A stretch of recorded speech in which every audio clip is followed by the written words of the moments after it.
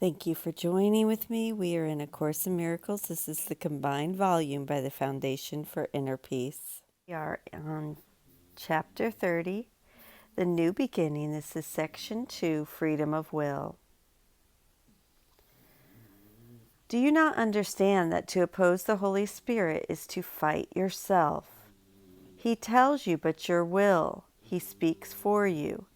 And His divinity is but your own.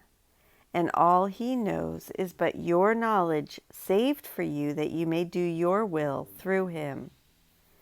God asks you do your will. He joins with you.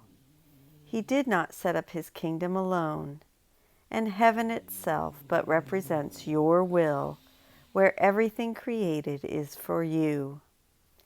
No spark of life but was created with your glad consent as you would have it be, and not one thought that God has ever had but waited for your blessing to be born.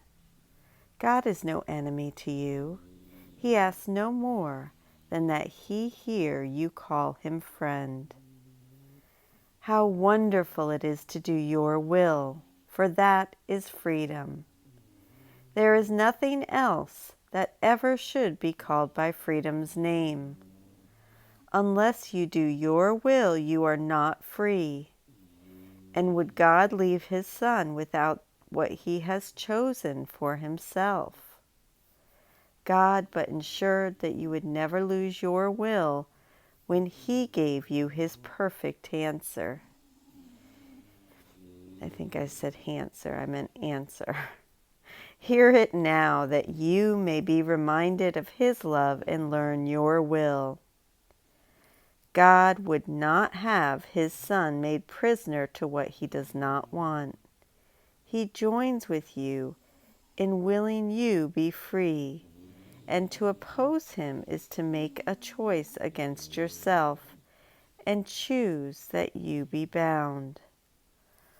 Look once again upon your enemy, the one you chose to hate instead of love. For thus was hatred born into the world, and thus the rule of fear established there. Now hear God speak to you through Him who is His voice as yours as well, and yours as well, reminding you that it is not your will to hate and be a prisoner to fear, a slave to death, a creature with a little life. Your will is boundless. It is not your will that it be bound. What lies in you has joined with God Himself in all creation's birth. Remember Him who has created you and through your will created everything. Not one created thing but gives you thanks, for it is by your will that it was born. No light of heaven shines except for you, for it was set in heaven by your will. What cause have you for anger in a world that merely waits your blessing to be free? If you be a prisoner, then God Himself could not be free. For what is done to Him whom God so loves is done to God Himself.